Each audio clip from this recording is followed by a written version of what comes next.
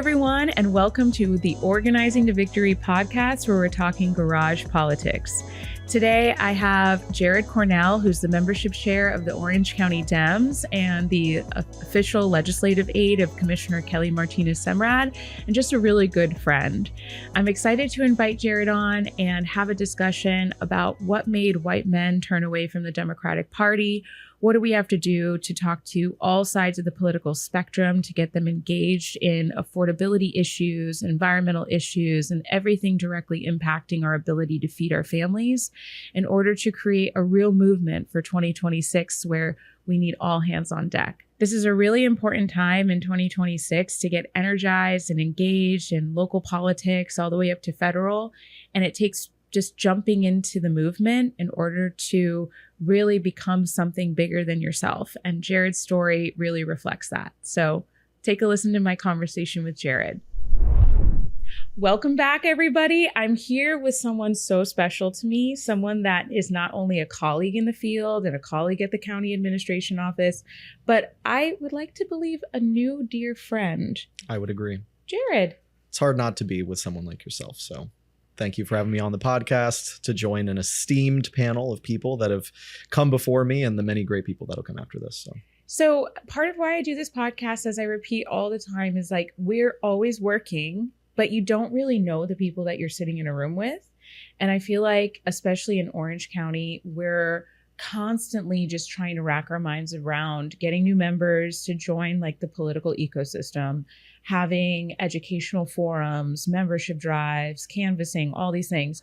But it's like we're really in the trenches in a moment in history where we're soldiers, basically fighting to save our democracy. And I feel like it's so important to know the people who are like basically changing their entire lives to be a part of this moment.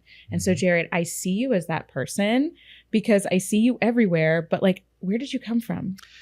Well, you're exactly right about never having a moment to reflect or actually talk to the people around you, because it feels like we're constantly putting out fires, whether it be in organizing, whether it be at work, at the county commission level. There is a lot of stuff that's happening, and it's a constant onslaught of things that are thrown your way, having to navigate those and try to do what's best. And the answers are never easy or true. It's all based off of your judgment, and you just have to go with what your gut says a lot of times. But, my life today is very different than it was just 2 years ago. And I was not expecting to be in this position whatsoever, even a year ago. And now that some things have come together in the way they have, I'm really grateful for. So I was actually, 2 years ago, like I said, I had just started grad school. I was getting in my first semester at the University of Southern California. They have an incredible, esteemed online master's in public administration program, which I had applied for earlier in 2023. And 2 years ago, I was still doing that, starting my grad program, and then also still working in the private sector. So I was working in land acquisition as an analyst for a developer, home builder, Lennar Homes. And that, going from private industry development and just starting a grad program to now being in a position where, as you alluded to, being the senior legislative aide for an Orange County commissioner, and also serving as the membership chair for the County Democratic Party. There's a lot of things that I've learned. It's been drinking water out of a fire hose, and so many experiences along the way that I'd never thought that I would have in my life. So I'm very grateful for those. Well, it's so cool because like I was doing a lot of organizing work for years and I didn't really ever see you. And then I meet you one time and then like it feels like I just saw you every week ever since then last year. And it's really exciting because this is a moment where you are a white man and there's a lot of national conversation right now around white men turning away from the Democratic Party, white men being kind of manipulated by algorithms into far right extremism. And I find it so interesting because there's a lot of really awesome young white men in our movement. And I want to figure out how we can crack the code of why there's individuals who are excited for the Democratic Party to succeed, But then there's so many others that we kind of lose to this extremism. Yeah. And you're exactly right about the word narrative. There is a narrative that talks about white men across this country. And although I think it's important, I think that it's symbolic and representative of a larger issue that we're seeing in our country. And I don't want the topic to continue to be around white men. Yeah. Why is the Democratic Party losing white men? Why are white men going more towards extremism? Mm-hmm. Because the Democratic Party is a big tent party with so many different people of creed, race, origin, socioeconomic class. So then when we talk about white men at the forefront of the conversation, it feels to me like it does a disservice to the entire movement that we're seeing. Because yes, white men are moving to the right. We're seeing that. White women are moving to the right as well. And it is sad to see as a white man, but I'm also, half of a white man and also half Puerto Rican, right? Mm-hmm. And we're seeing our Latino populations also with a more far right shift. And it's, again, symbolic of a larger issue of, I think people are feeling lost in a system where people are not feeling like the Democratic Party or really any party is representing them and actually advocating for what they desire. There's this narrative. And I think that what really matters is what are the representatives that are elected by these parties and these people, what are they actually doing? Mm-hmm. And when we start talking about what they're doing or what they're not doing, then we get closer to the answer of how do we look at white men and what they're seeing? Because I have my experiences from growing up in a suburban, mixed community in Orlando, but that certainly is not a blanket one size fits all. Mm. So what attracted you to get into politics and where did you start? Yeah, well, ever since I was a kid, I always felt like I was one of those that's like, I'm going to do something that helps the world one day, and as a kid, that doesn't really mean anything, right? You're like, oh, maybe, I want to be a doctor, or I want to be a lawyer. At one point I wanted to be an astronaut, and, politician is like, it's kind of sleazy and, all this other stuff. But I'd never had any ambitions to get into politics. I was a kid in a suburban neighborhood. My mom's been a teacher for 35 years, teaching school children in grades kindergarten through third grade. And my dad is a retired military veteran and has been a salesman for valet trash services. So, when you go to an apartment complex and, there's a trash collection that comes when you drop off the trash can at the front door, he sells that services. So, my background and my experience in no way has been politically involved at all. And so everything that I've done has kind of just been through organic involvement, which really started with a conversation, which is so interesting. So the way that it happened was a few years ago when Congressman Maxwell Frost won his first election. He was the first Gen Z member of Congress, and it was a great win for the people of Orlando and Central Florida, but also for young people nationwide. And my friend and roommate at the time said, hey, there's this event where he's going to be inaugurated and we should go. It's, just around the corner. And I was like, great. So we go watch him get inaugurated. It's great, few thousand people there. Awesome. Don't think anything of it for another couple of years. And then I get a call in January of last year, and it's from a fellow for Congressman Frost. And she's just doing cold calls for people that had been on their lists. And I happened to be one because I had gone to the event. And you answered your phone? I did not answer my phone because I don't answer phone calls that I don't have the number of because I get so much spam. So I never answer phone calls. So I apologize if you call me out of the blue and I don't have your number saved. But I do listen to voicemails, and I listen to the voicemail, and I still have it saved to this day because it kind of marks the moment of when everything started. So again, I was, at that point, I had just started my second semester of grad school, but I had wanted to get involved in government in some capacity, which is why I went into the Master's in Public Administration program, which I can touch more on in a second. But when I got the phone call and I listened to the voicemail back, I almost didn't answer or return the call. I was like, I don't know, volunteering. She was asking to go to this Mad Soul Festival that Congressman Frost was hosting, which is a big concert with, a bunch of these musicians and bands from across the country to come and do a political concert to get out the vote and do voter registration and all these other things. So I was like, you know what? It doesn't hurt, right? I've been looking on getting involved somehow, but I don't know how this is going to lead into anything. And I went into it blind. So I called back. She's like, great. Yeah, we'd love to have you attend, blah, blah, blah. And that'll be in about a month from now. And as I'm talking to her, I'm like, oh, she's like really nice. And, she's a young person like myself. And I'm like, oh, well, maybe it'd be nice to try to meet some people in this. So I was like, is there any way that I can start sooner?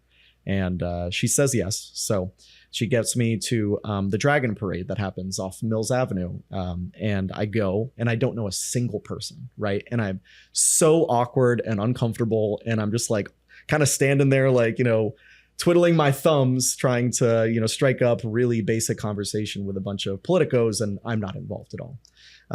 Well, I met a few people that day. One thing led to another. I ended up volunteering for the Mad Soul campaign, or the Mad Soul concert.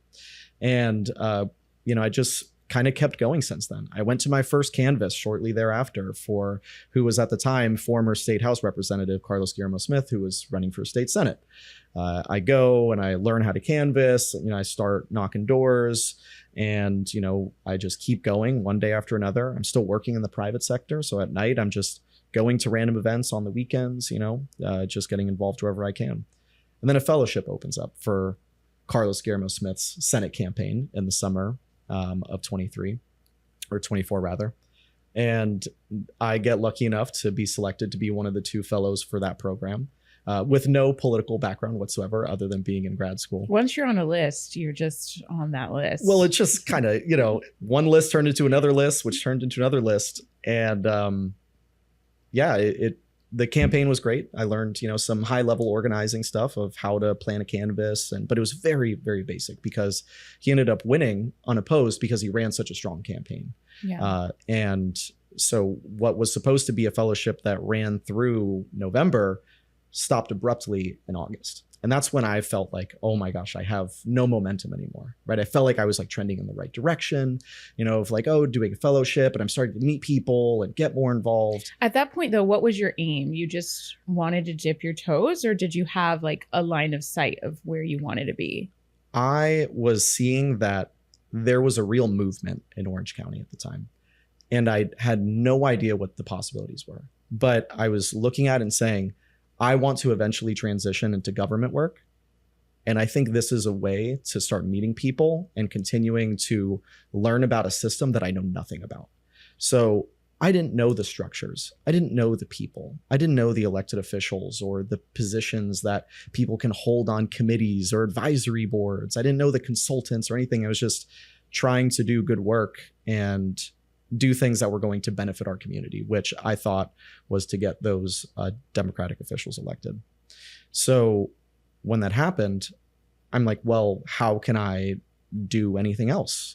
This is in the middle of a presidential cycle. We're, 3 months out from the end of all of this momentum and coalition building, but I'm stuck in my tracks. And at that time, I'm finishing up my 3rd semester of grad school, and I'm halfway through my program, and I have no idea where life is going to go. And then I get a call, and it was the man that was running the Harris campaign statewide. So Kamala Harris had just announced that she was running, and she had just been selected by the DNC to be the Democratic candidate, and they were looking to invest in Florida. And I get the call, would you quit your job to come work on the Harris campaign? And again, I've been working in the private sector for years. I had a very established career trending towards, a comfortable life that was very easy to continue to go down the path of. There was an outline of, okay, you're going to move up to this position, and then you're going to take on this. And, all this, I had the support of my team and everything. And I said, there will never be another opportunity like this in my entire life to try to take what was a collapsing President Biden re-election campaign, and then trying to take the first Black woman to be our next president in the face of tyranny, looking Donald Trump in the eyes for his 2nd term. I said, I have to go all in. And I didn't want to. It was very scary. I'm in grad school paying for it out of pocket. Every single dollar is coming out of every single paycheck. that I'm collecting in the private sector. And after a lot of hard conversations, but with support of my friends and family, I said, let's just take the shot and we have to go. So I quit my job. Well, that was a very specific time when like we all just came off of the worst debate that we've ever seen with our eyes. And then boom, a month goes by, we're gaslit into thinking this is our only option. And then one conversation with Nancy Pelosi, Kamala Harris is like the nominee. As all great politicians do. And then it was like all of a sudden this injection of adrenaline. And I feel like that is enough in a time of extreme fear where Trump is gaining in so many states and building all this momentum at the same time to just like ignite something in all of us to just go all in, you know. And all in we went. And all in we went. But we learned. And we're in a really unfortunate situation now, right? But my story, I think, is more representative of what it takes to really commit yourself to a greater purpose. You're not always going to have the answers. I've never had answers. My entire life has been, fun fact, I am a retired junior golfer. In other words, I thought I was going to be a professional golfer growing up. I started at the age of 7.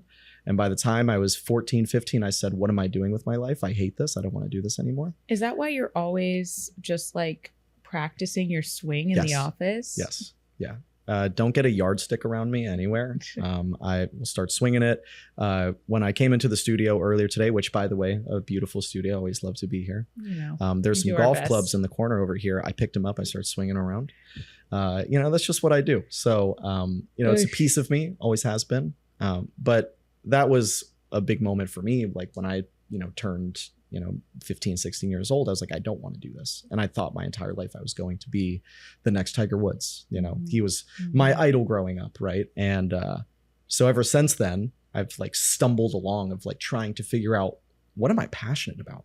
Right. I never had dreams of becoming this person or that person or going down a career path or anything that was really defined. Some people, they're told or, they find their passion really early on, and I didn't. So I went to business school. I'm a graduate of University of Florida. Go Gators. Business and real estate. That was my thing. I grew up right outside of UCF, actually, Waterford Lakes. So but it didn't sound like you were just given this like golden spoon. Like it sounded like your family, they were like working class family. Absolutely. It's not like you were endowed a large financial backing to be able to make just spur of the moment decisions. Like you came up from hard times as well. Yeah. And, I don't want to say that I had the hardest story out of anybody, but I think sometimes when people first meet me, there might be a perception that's not always true. And that might be based off the way that I carry myself or the way that I look or even the way I dress. And but you're exactly right. I was born in 1998. I'm at the older end of Gen Z, just about a year and a half removed. Oh my God, my back just started hurting. And by 1999, my parents declared bankruptcy. Right. So my entire childhood has been climbing out of an economic pit. The classic stories of mom and dad with the bills laid out all over the table. And, how are we going to put food over or put food on the table, roof over the head for, our son. And then, of course, the Great Recession comes along. Now, my mom, being a school teacher, had job stability, but Florida is also at the bottom for teacher salary in the entire country. So my mom has never been well paid whatsoever.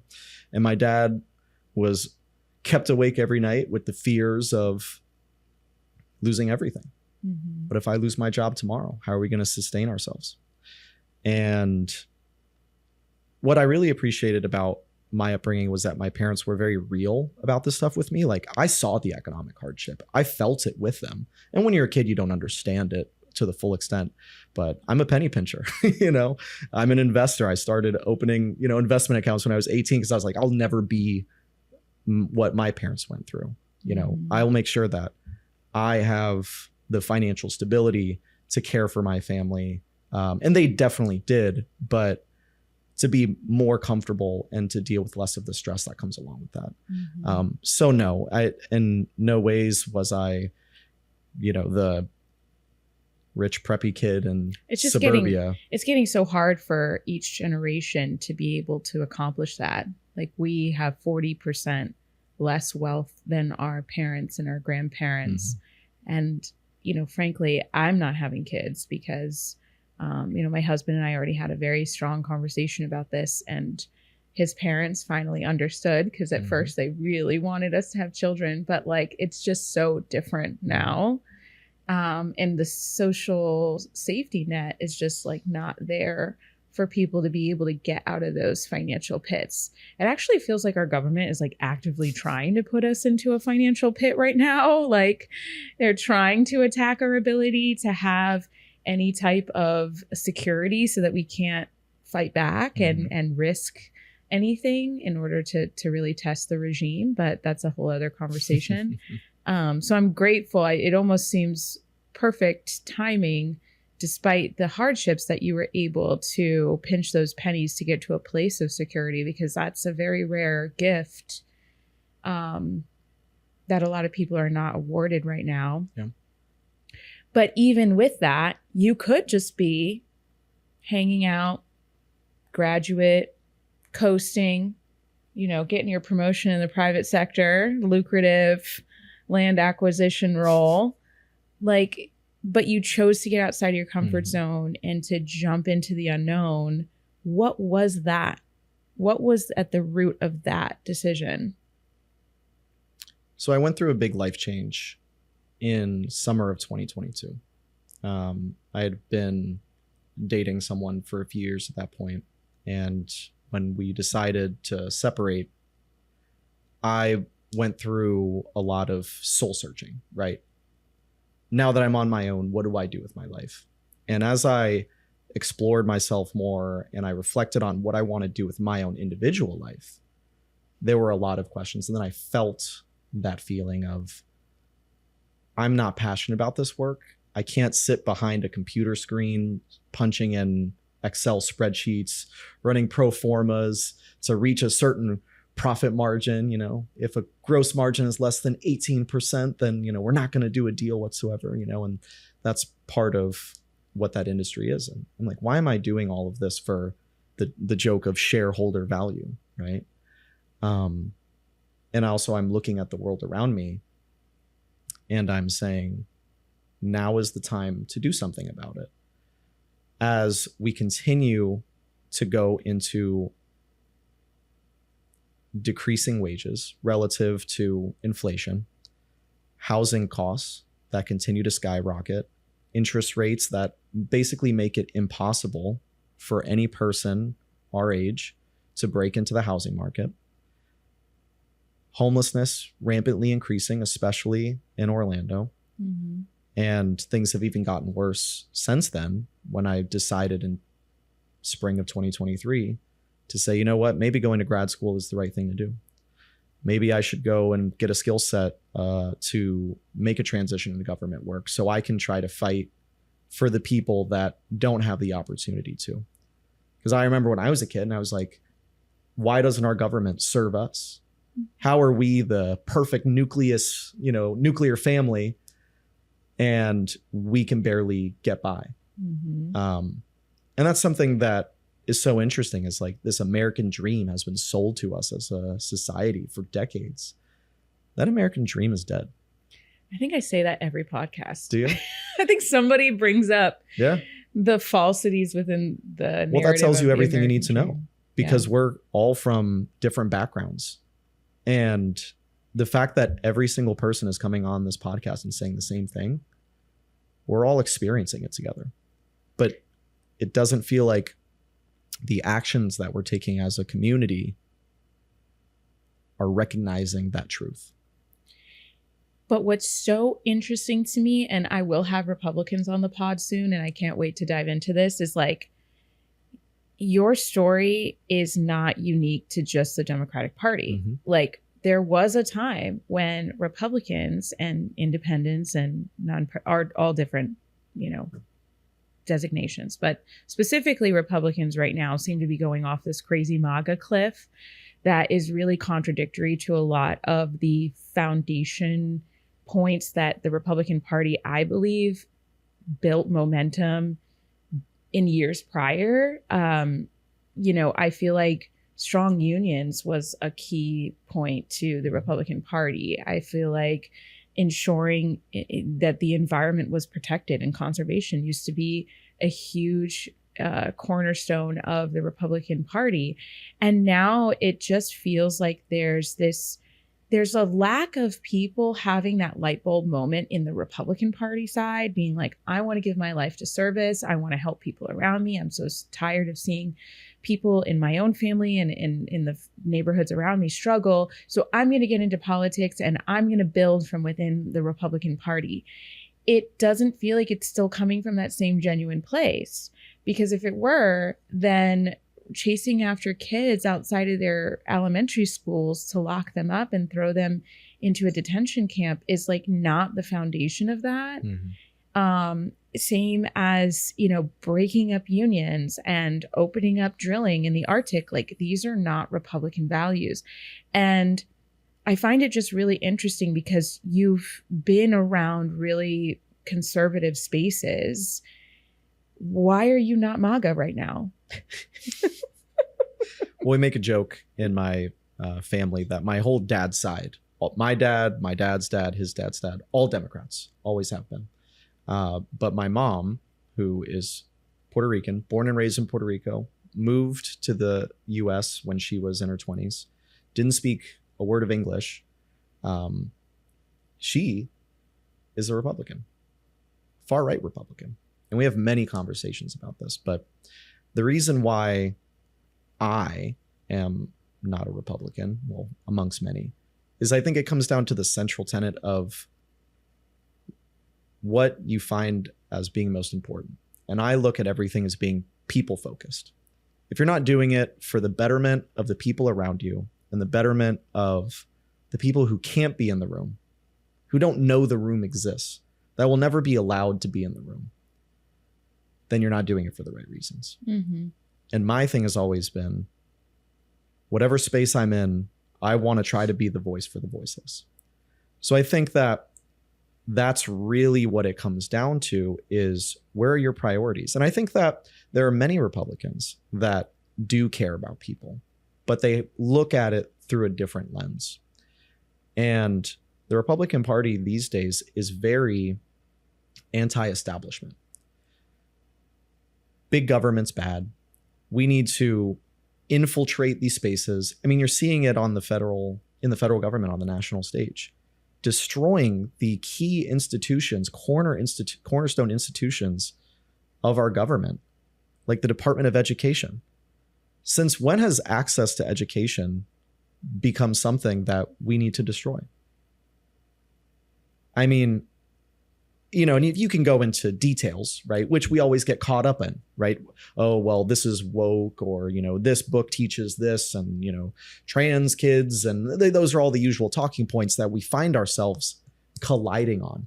But that's not what's actually at stake here. It's not about ideology. It's about actually going and undermining essentially social programs that give people equal and equitable opportunity to make a life for themselves. So when I say things like the American dream is dead, I'm not saying that you can't lift yourself up by the bootstraps and, go get a job and do this and do that.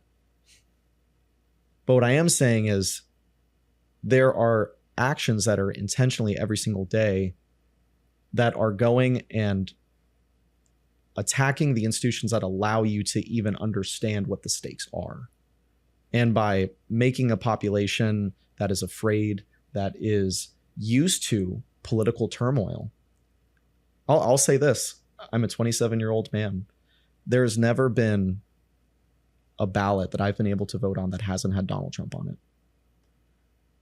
And that's crazy. And that's the backdrop of what we've come to accept. And you'll see a lot of young people my age, they'll go in one of two directions usually. They'll go apathetic and say, you know what, I don't care. You know, the Democrats don't work for us. The Republicans don't work for us. So they go independent NPA. We're seeing more people register as NPAs now than ever before, or go towards left-leaning organizations and parties and voting for like a Green Party because they don't believe the Democrats represent them, which is in many ways true. But then you also see people going to the right saying, let's blow it all up because the system is broken.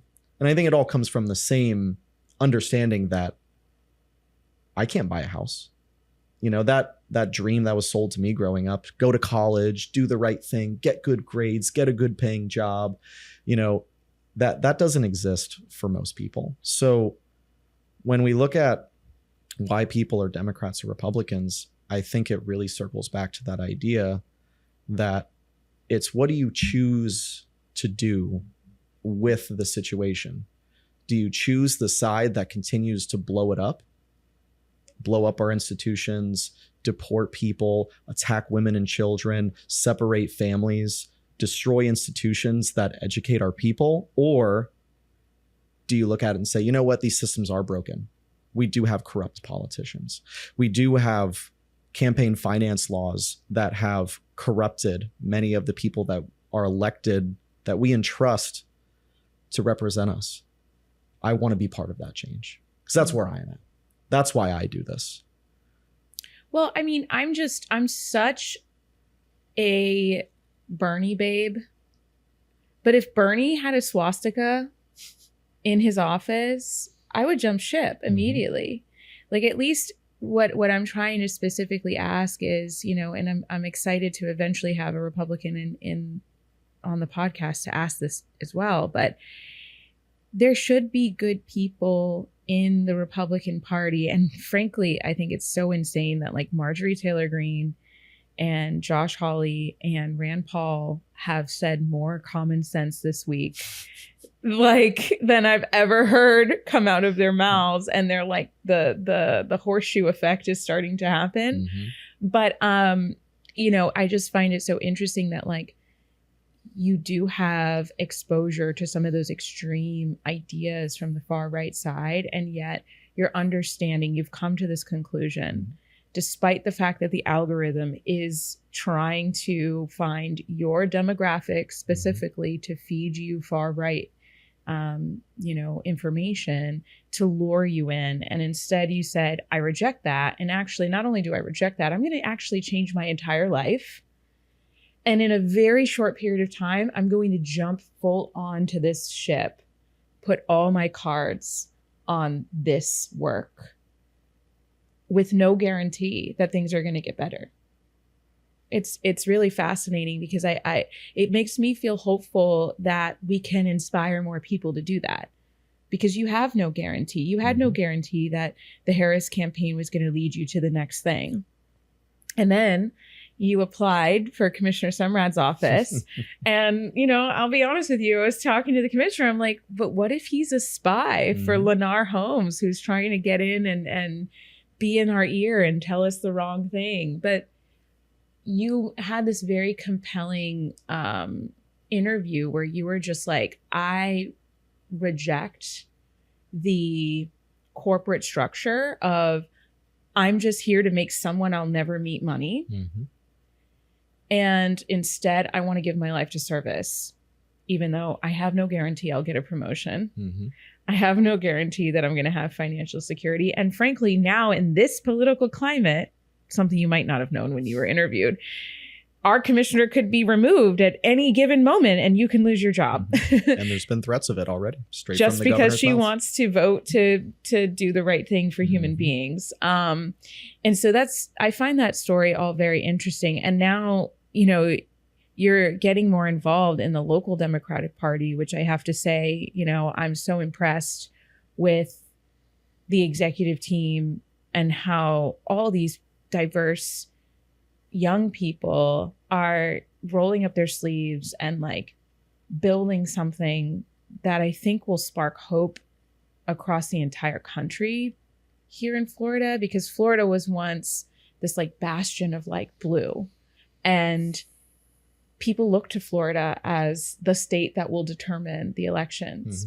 And for 20 years, there's been And I don't like saying just there's been this Republican takeover. It's been an extreme Republican takeover, the farthest right possible, because I think a lot of the Republicans I meet, and you and I meet even in the District 5 office, they don't like DeSantis. They don't like what's going on with this extremism and completely like lack of care for our natural spaces and our water quality. And yet here you are, like getting involved in this really important moment in this really important region of Florida. Probably our last hope to flip Florida back is here in Central Florida to fight back against the extremism. And here you are, like last year, you know, no offense, but like kind of a no name to a lot of the politically involved people. And now you're like at the helm of like the membership chair, like the membership committee of our local party, recruiting people at the helm of like a lot of people's dissatisfaction with the party. How has that been? Well, I'm really honored that I was even considered for the position in the first place. And we did a lot of really hard work on the Harris Walls campaign last year in Florida. And we did a lot of good work. Obviously, it wasn't enough, but that was just the tide of what was happening nationally. But I think we did a lot of really good work with mobilizing thousands of volunteers across the state, hundreds across Central Florida. And I think the reason why I was able to take on a position like that is because I did work very closely with the local party as the regional organizer for Orange and Osceola counties and overseeing a field organizing team of 15 people. And had it not been for that, I would have never been afforded this opportunity or even considered for it. So how does it feel? It feels amazing because I go back to that story of when I showed up to that event for the very first time, getting a cold call, not knowing a single person, and how awkward I felt and how weird it was. I'm like, why am I here? Why am I doing this? Weeks later, why am I knocking on doors? And to be able to be part of the institution that is trying to fight for our rights and quite literally our lives in the state of Florida means everything to me. And I know by having that experience, everything that I do is to, on the membership chair side at least, is to make a pipeline for people who are passionate about this work too, so that they can come in. And that might include you watching. This is an ad. Well, this is what you do. Once you get on the phone list, you're going to get texts and you're going to get links and you're going to get emails and you're going to have a way to become Jared. But I'm excited to watch you become a senator one day and reflect back on that Congressman Frost cold call. How about we focus on just continuing to get more members in, which we've done a great job of, by the way, this year. Well, what do you say to someone that you're like, hey, do you want to become a member? And they're like, I have voted, and I've had this happen at doors that I've knocked. I have voted Democrat for 30 years. My whole voting record is Democrat. I'm never voting again because I'm so disturbed with the lack of energy right now in the time we need it most. Like, what do you say to those people? I understand you. Okay. That's really, it's a very real emotion that people are feeling. Right? To be dejected from our political system is natural when the cost of everything has gone up and your wages have stayed stagnant. You get a 3% raise, year over year at your job maybe, but inflation's increasing at 7-8% plus. So what I try to do is at least lead with empathy and saying, I get you. It does suck. The institution doesn't seem to be working for us right now. But what I also say is it's not going to change if you're not a part of it. And if you don't like the institution, then be part of the grassroots change that fixes it. You have a voice. Your voice matters. No person's voice is any better or greater than yours. It's just who's given the mic. And today I'm lucky enough to have the mic with you, which thank you for inviting me on again. But any of us can get involved. The local Democratic Party doesn't charge dues to join. All you have to do is be a registered Democrat that happens to live in Orange County. That's it. And you can come in and you can do everything that I've done. There's nothing special about the work that I've done. I was just a guy that was given the opportunities and I worked hard on it. But anybody can do it. And what I want to do, and I hope what this conversation can partly do, is try to inspire more people to get involved. Because without you and without you and without the people that come on this podcast and everybody else, nothing changes. Well, I find that so interesting because I think if you have that conversation with someone and they get inspired, really they need a leader. Mm-hmm. They need to really, I mean, this is part of why I even do these podcasts, because I want to show the grassroots leaders that are on the ground doing the work. And if they don't see it at the federal level, it doesn't mean it's not there. Like, every single person that shows up for a canvas is a hero. Every single person that shows up to take on responsibility in their own little corner of this bigger fight is a hero. Mm-hmm. I just also think that we have to be transparent on the plan and on the goal. Mm-hmm. And that's really where I think people get exhausted, is that they hear political speech and they tune it out now. It's really hard to break through because, like you said, people are struggling and they need to hear how you're going to fix that exactly. And there's a little bit of a buffer between saying what you're going to do and making promises that are kind of aloof and vague and very broad, and being really specific on clear policy and clear goals.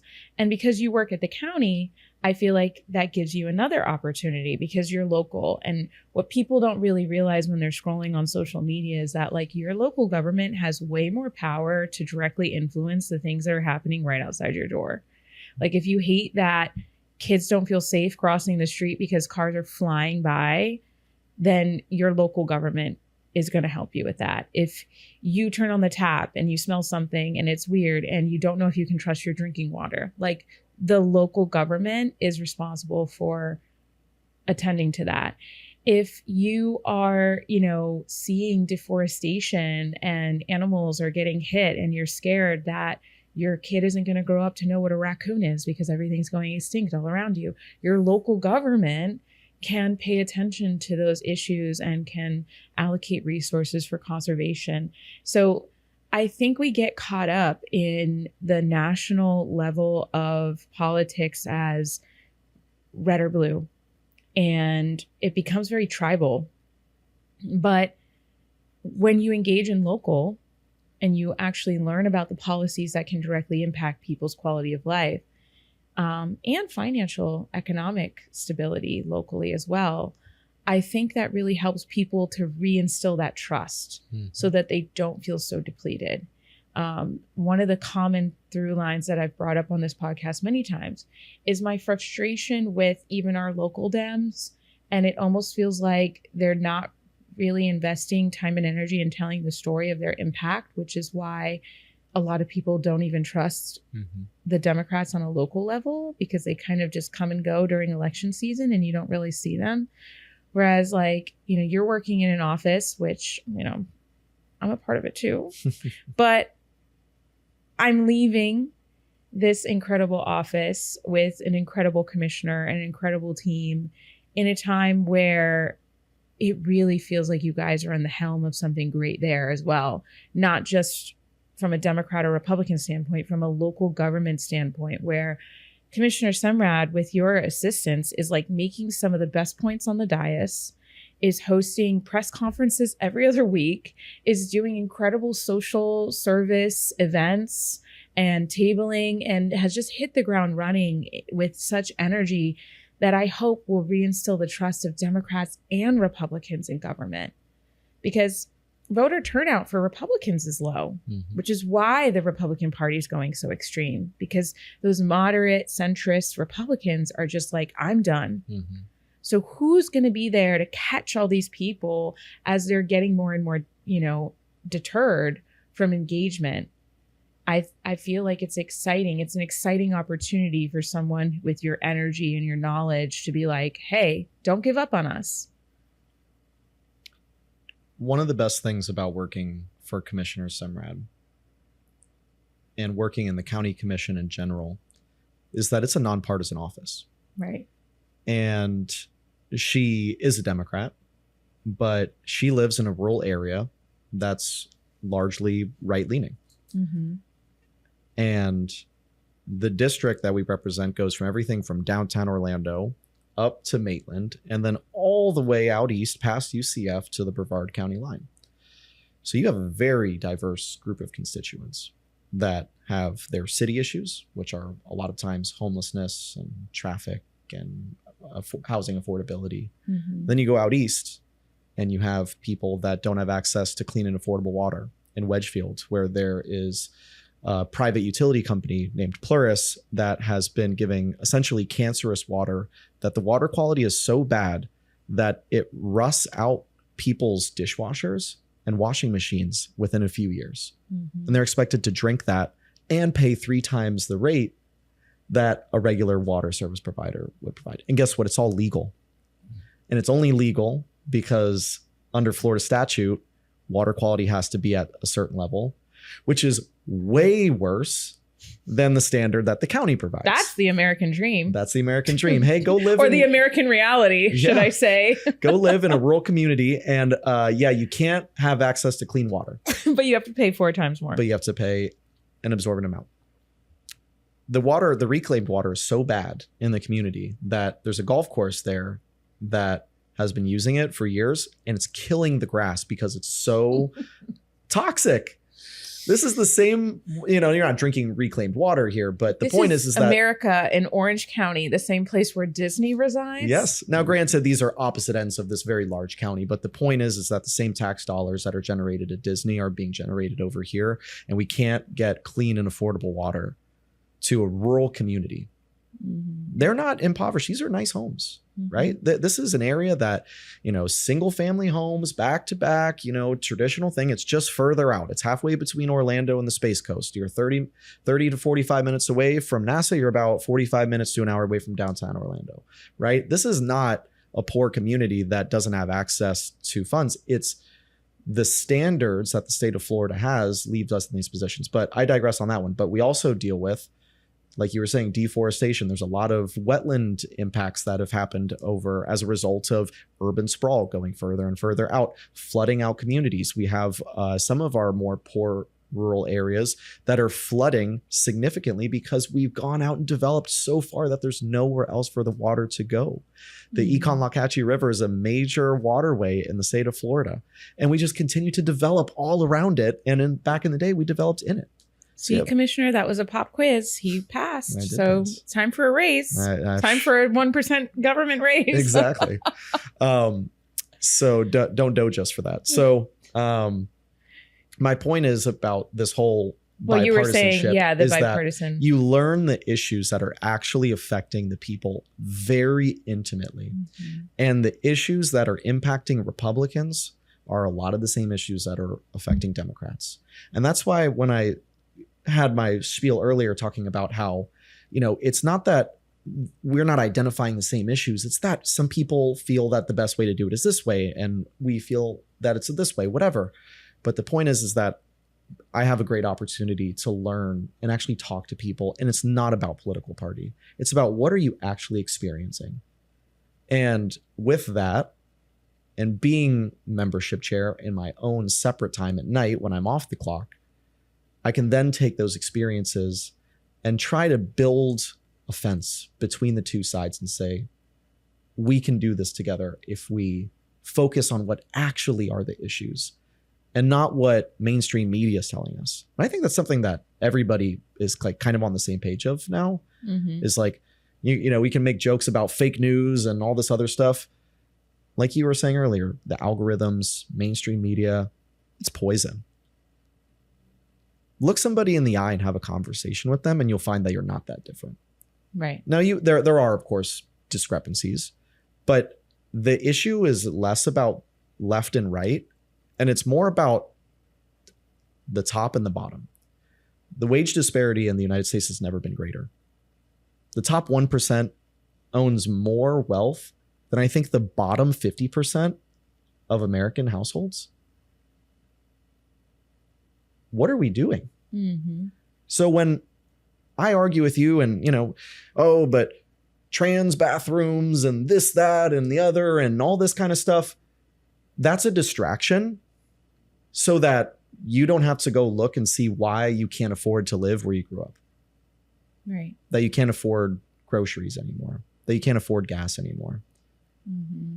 It's just really hard because we're in such a duopoly, right? Like the people in Wedgefield, I can almost guarantee that migrants are the last thing on their minds. Absolutely. Whether or not someone is going to be a champion for clean access to their drinking water is probably at the forefront, but they really, majority of them Republican, don't really have someone who's literally screaming at the rooftops like clean water for all. Mm-hmm. Instead, they have someone that's kind of taking some of the health, the MAHA movement and putting kind of this deceptive face on it and turning people to fear vaccines instead of saying like your water could be poisoning you and we need to make that a priority.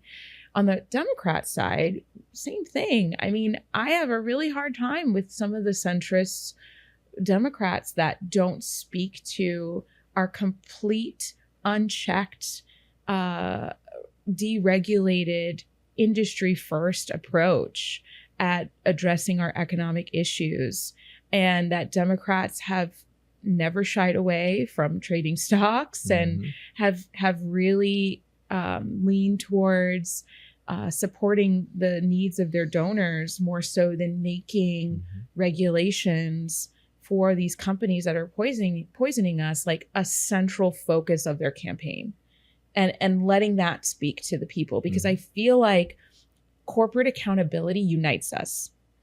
And instead, they put people that say that into this like, oh, you're a progressive, you're a liberal progressive.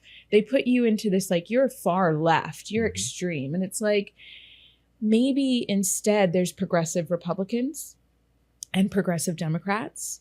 And maybe just that word progressive means change. It means accountability for corporations.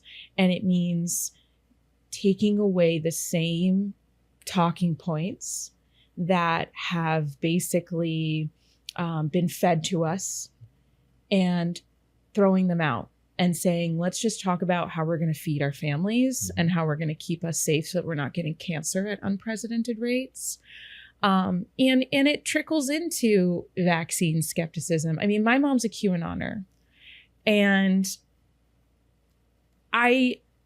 there's so many systemic things there that we can peel back. She never grew up with the internet. She got the internet. She was not educated. The click algorithm, cycle was never explained to her. And I think she just got into a spiral that she could, plus years of addiction and years of mental health issues. She got into a spiral that took her down a deep, deep rabbit hole. But when I pick apart some of her comments about her fear of fluoride, her fear of vaccines, her fear of big government, and all the things that got her into the QAnon world, it's all really the same, I think, as the fears and issues that Democrats who have turned away from the Democratic Party have. I believe that there's some focus in conversations there of how to improve quality of life, and the root of that can unite both parties together. I think you touched on something really powerful there, is the semantics of this sometimes, which is like this progressive movement. And liberalism has become a demonic word, amongst the right. The libs are doing this, and, the Marxists and, all this kind of stuff. But progressive, the root of it is obviously progress. Progressive Democrat, progressive Republican, there is nothing leftist about workers' rights. There is nothing leftist about advocating for a better wage. That this is a fight that we need to do together, and call it whatever you want. Progressive, call it moderate, whatever. This is a fight that we can do together, and we have to do together, because the more we do this finger pointing, the more they win, the 1%. And it's happening right in front of us. And they've seized control of our government.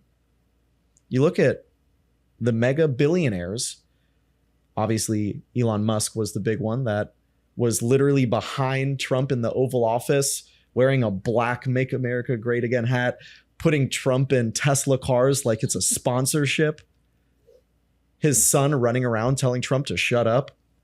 I mean, that's real. And that's just what we see. You know, all of the mega billionaire donors like Peter Thiel that have integrated AI platforms into our government infrastructure. Mm-hmm. That's real.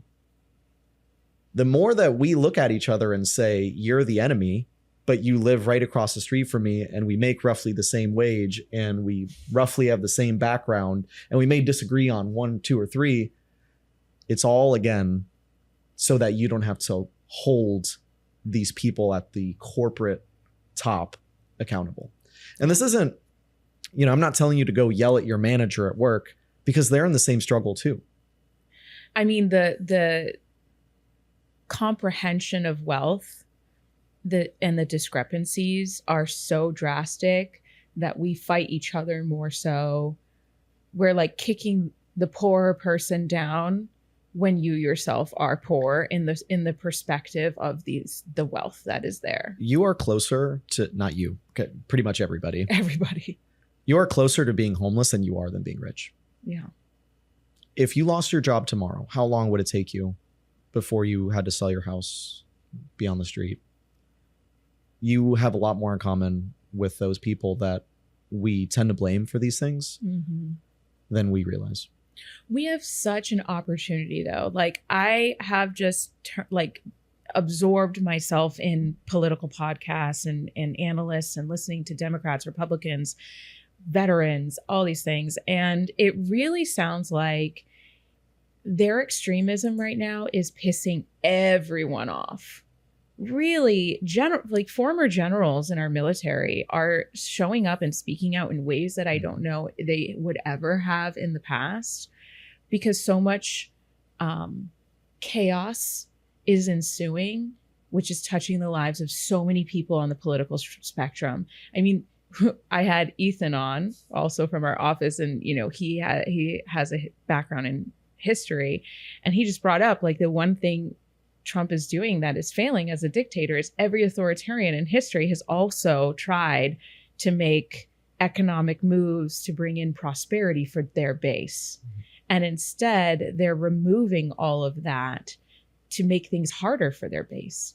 And basically having a gotcha moment where it's like, I promised you I was going to make things more affordable, but I lied. And instead I want a ballroom, Yep. And it's like, people feel that you're making it as if you believe, and this is really the gamble of 2026, is the indoctrination so deep that people will just continue to go blindly, even as inflation is skyrocketing, even as they're losing their SNAP benefits, even as Trump is tearing down a historic monument and building a ballroom, not for them, but for his billionaires that he invited to his inauguration, who are going to mingle and dance with him so that they can global leaders bypass their lobbyists and just have conversations. I mean, he's pissing off enough people that, to me, the progressives, and not just the Democratic progressives, but I mean, even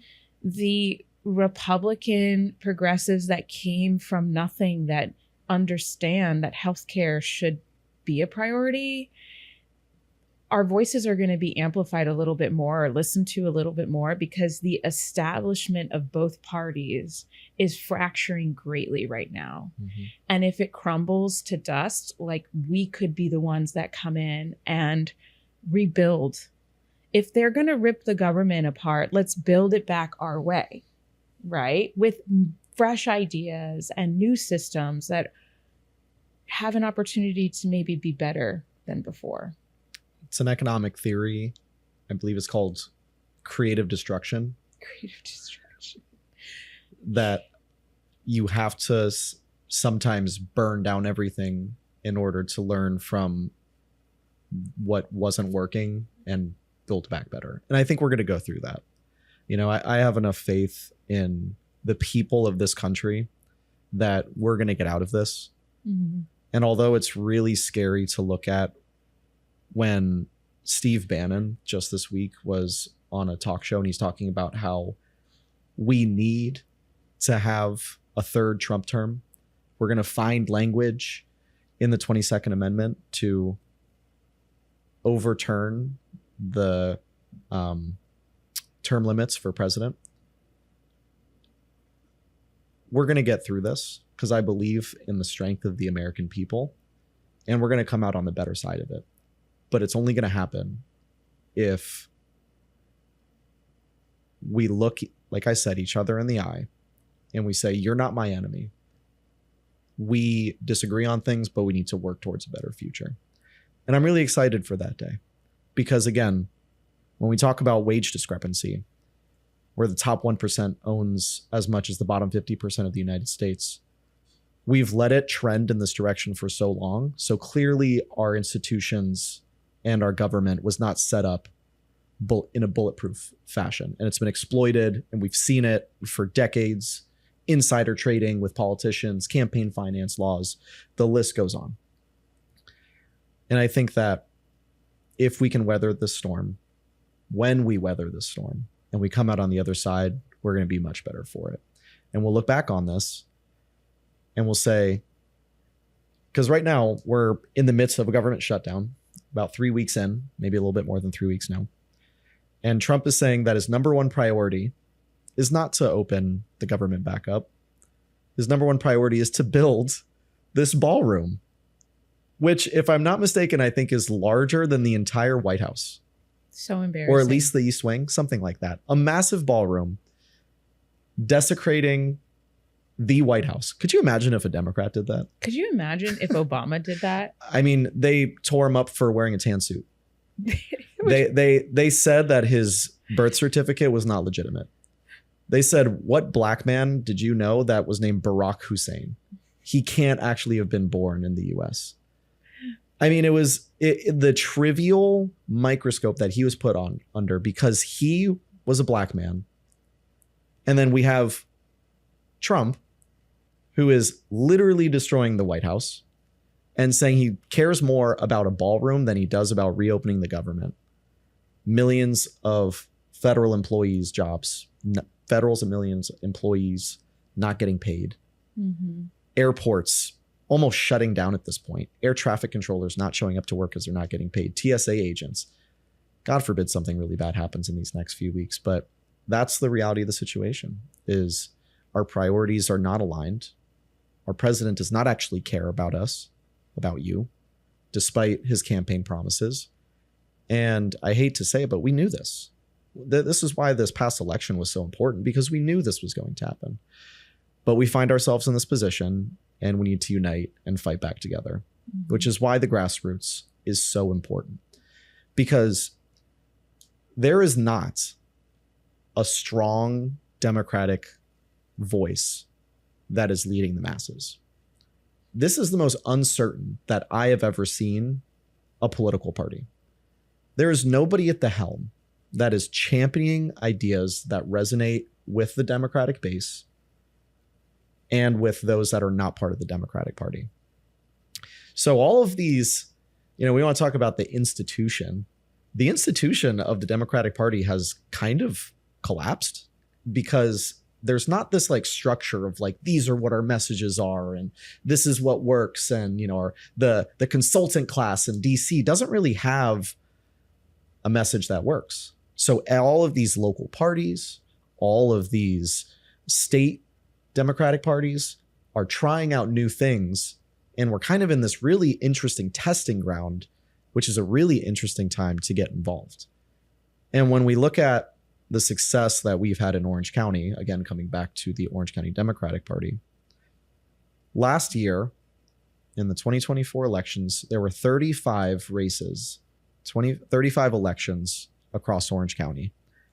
And we won 27 of those 35 elections. And that's not by accident. It's by grassroots organizing, and it's through a message of environmental sustainability. It's through a message of advocating for workers' rights, working with unions, affordable housing. We're seeing that right now. You know, as we film this today, we're about a week out from the New York City mayoral election, where it looks like Zohran Mamdani is going to be New York City's next mayor. And what is his message? Affordability, affordability, affordability, over and over again, because that's what matters at this moment. So we're going to continue to see how things develop over time, but it is really exciting to see the creative people and the grassroots leaders that are like coming up in this moment to take what's such a horrible situation that we're just watching in peril. And we're going to have the opportunity to have new leaders that bring bright ideas, that motivate and move people. And what I'm hoping will be a renaissance for American history and politics. And, you know, I asked you this in the office, like, what do you think the number one priority or message that should be breaking through that isn't? And you said the redistricting fight. And I've been listening to a ton of podcasts about it. It's just adding to that opportunity, right? Because if they're breaking up and cracking up like Black historic communities that are concentrated with Democrats, they are also cutting into Republican stronghold districts. And the data is all really old based off of the 2020 census. And a lot of new people have been moving, and a lot of new people have been specifically moving to Florida. But I think it's a really big opportunity. I hate that they're doing it. I'm not a fan of this spur of the moment redistricting and not actually going through the motions to do it properly. But there are some data analysts that are saying that there is a little bit of an opportunity that their extremism goes too far. They make unsustainable maps even for themselves, and we might have an opportunity to build. And when you look at the Republican Party in Florida, they don't have what we have. They don't have structure. And frankly, they're fighting because the MAGAs are trying to take over. And the centrists are like, hey, we've been here. We've been doing this. Whereas, at least what I've seen, the progressives and the farther left folks, they're not really doing that. They're trying to really create their own movement, but they're not trying to take away. They're trying to add to. And frankly, the grassroots structure that could really flip those potentially like broken up and redistricted areas is a huge opportunity, because the Republican Party doesn't have canvassing and infrastructure. They just flood money to candidates through PACs. And frankly, a lot of those candidates are just MIA, and they don't pour in the people power that we do. And so I think there's a really great opportunity to have, let's say, 3 or 4 more Maxwell Frosts come out of Florida and swing the state in a different direction, if we had a real message of affordability to drive people in our direction. And those people exist. They're out there. You know, Congressman Frost was an organizer for March for Our Lives, a young progressive that cares about people, that's articulate, with experience. They exist. They're out there, and we'll find them. And I think Florida is going to be a really interesting case study to watch over the years, because we are a breeding ground for fighters. In 2016, we had a 300,000 voter advantage, Democrats over Republicans. And as we sit today, the number has absolutely flipped to 1.3 million Republicans over Democrats. Mm-hmm. So what does that mean other than Florida is a Republican state now? What it means is that the Republican Party, as you mentioned, doesn't have to have an organizing effort because it's been handed to them on a silver platter. I mean, they purged hundreds of thousands of votes and they've changed all of the election laws in their favor. But yes, I can get a little bit more into that. There's one thing in particular that I'm passionate about. But when we look at the way that this has trended, it's not because people in Florida said the Democratic Party's terrible and I need to switch my voter registration from Democrat to Republican. It's that since COVID, and Florida being the free state that was very loose on COVID regulations, the DeSantis administration has attracted Republicans from across the country to come stuff Florida. So the Florida Republican Party has no incentive to go out and door knock and canvass and cut their teeth on what it takes to be a successful candidate. I'm not saying that every Republican is that way, but broad strokes, it's easy to be a Republican in Florida, but it's really hard to be a Democrat here. So the Democrats that are doing really great work, the ones that are getting elected, that are flipping Republican districts, they're the ones that have found messaging. They're the ones that have found us footing in an otherwise opposing system, right? So those leaders, those are going to be our future Congress members. Those are going to be our future senators, our future governors. We have a coalescing of young people that are learning how to fight back, how to organize, how to protest. You see it with the No Kings protests. I think it was 7 million people across the country just last weekend as we record this. They better vote. Yeah. And that the onus is on us as the Democratic Party, right? And granted, I say us, the Democratic Party, I'm the membership chair of a local county party. So it's not like I'm the institution by any way imaginable. You're a piece of the puzzle, of a greater puzzle than all of us. Absolutely. That's important to secure our democracy. And I think a lot of reasons why people at the No Kings protest don't jump in like you did, like feet first, is because they're really scared of burnout, and the affordability crisis is prohibiting people to have that luxury. Like you were even contemplating, will this impact my grad school if I change careers? And so, I always end the podcast with a question because I want people to feel like you're a human and you're not like this robot that just works. But like, how do you refill your cup? Like, how do you replenish your soul, your spirit in this work where every time you open your phone, you see crazy headlines and you have to get up and knock on doors or recruit members to become political when people are exhausted from that?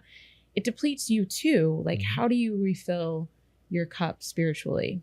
Well, I go back to being a person, right? I go back to getting away from the politics and the doom and gloom of it all. And I do the things that I'm passionate about and that I enjoy. Before this, I didn't know there was a county Democratic Party. And I think that's part of the reason why a lot of people don't get more involved, because they don't know the systems that exist and they don't know a person that will lead them along the way. I know I was one of those people.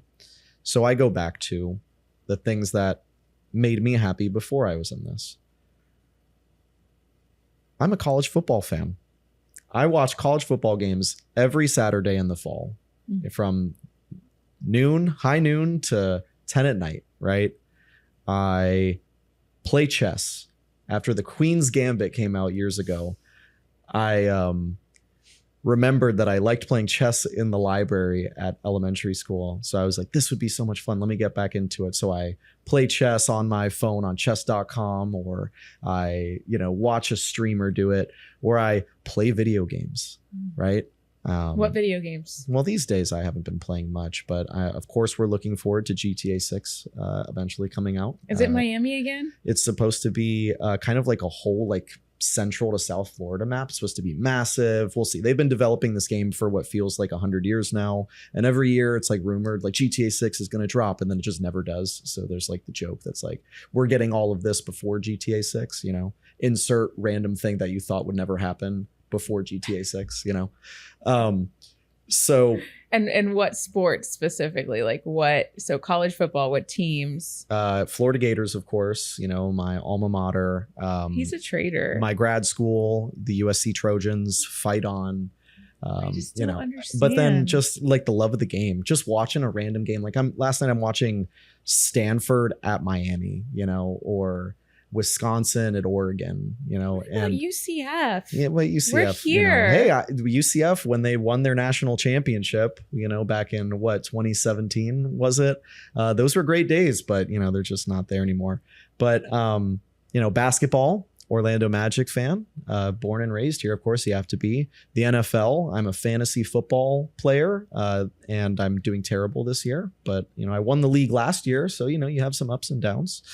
But really, what it is going back to just recreation and like you can unplug, right? I think that's like one thing that people like feel a lot of times too is like it's so heavy. I can't keep up with all of the things that are happening at the federal level. Yeah. My feed is full of this stuff because whether you're on the left or the right, you're getting content constantly, and it's constantly trying to have you engage with it. So whatever it takes to have you watch another video, it's going to do. And that's the way these things are designed, and we, you know, plug into these. But you know, also it's seeing my friends and family. It's going to a coffee shop and having a dinner and playing golf with my dad. You know, it's having a grill out with my mom. You know, it's all these things that normal people do, but we just feel like because we're on partisan lines, we can't do for whatever reason. We're all normal people, and the fight is the fight, but we're all just much more alike than we like to think we are. Well, how can people join the OC Dems membership? Wow. So what a great plug. So Orange County Democratic Party, like I said earlier, all you have to be is a registered Democrat in Orange County. You go to our website, just search up Orange County, Florida Democrats, and there's a little join us button. Click that. There's a membership application. You fill out that membership application, and it comes straight to me. I get an email saying, Jane Doe just filled out a membership application. I check for what? Democrat, Orange County. Good. You come to our meetings, you learn what we do, and you find a way just to start. And that's the biggest thing, is you don't have to do this all in one breath, right? You just get engaged, you meet a person, you have a conversation, and hopefully one thing leads into another, and you also get involved at the extent that we're at, because we're in a really, really perilous moment where we need all hands on deck. But there's never pressure. All you have to do is join us. We have the resources. We have a strategy that works. Again, last year, we won 27 of 35 races in Orange County. That's not by accident. We are a blue bubble in a sea of red in the state of Florida, with money by the millions and the tens of millions being pumped into races to unseat our Democratic candidates, and they're not able to do it. So we need people power. We need people that are just regular people that are willing to go out and have a conversation with another person and continue to bring normalcy back to what has become such a divisive political system. Because again, I really do believe that if you look somebody in the eye and you have a conversation with them, you're going to find out that there's a lot more in common with them than you realize. And we're not going to agree on everything, but we don't need to agree on everything. What we do need to do is work together to realize that the way that we've been separated is not normal, and it's part of a plan to continue to enrich the wealthy and push down the people. The middle class doesn't exist anymore. Let's bring back the middle class. Let's bring back uplifting our poor brothers and sisters, giving education to children, equitable opportunity. those are things that every single person can agree on, and we can do it together. And it starts with just getting involved. That's my membership pitch. And I mean, just one canvas, like I've literally been on a canvas where someone was like, oh, I have to vote, like polls are closing tonight. Yeah. I'm going to go right now. Mm-hmm. And people have literally left their front door talking to me and have gone to like go and vote in that very moment. So it does actually count. Absolutely. One of my favorite stories was on election night last year. I was canvassing and I think the polls closed like 7:00 or something. And I was knocking this woman's door and she was older and she was, kind of blind. She couldn't see. And I knock her door and she's like, my daughter's supposed to pick me up to go vote and I have no way to get there. And I said, I will drive you to the polls right now. And she was like, okay. She said, I don't know. I don't think it's a good idea. Stranger danger. Yeah. And for some reason, she trusted me. Maybe it was the mustache. And she got in my white Toyota Tacoma and I drove her over to the poll that was a 1/4 mile across the road, brought her to vote. She voted and I brought her back. She said, thank you so much. Aww. I was so afraid of you offering this to me, but I'm so glad that I did it. This work matters because that doesn't happen. We've lost touch with our communities, with our people. There's so much opportunity to make an impact locally. Well, it was an absolute pleasure having you on the podcast. Hope I didn't ramble too much. What a fun story. And we definitely need to invite you back on because I want to start doing more like direct conversations on the political climate in the heat of the moment, not just hearing your wonderful story, but getting your reflection on the state of the madness. Well, I hope now I'm a friend of the pod, so I'm welcome, or I hope I'm welcome to come back at any time. But these conversations are always great. There's a lot of stuff coming up with midterm elections next year, so we'll have plenty to talk about, and I'm excited to get more into the nitty-gritty with it with you. Awesome. Thank you all so much and have a wonderful night. Thank you. Thank you so much for joining us. And please like, subscribe, and share with all of your friends. And if you want to come on the podcast, send us a DM.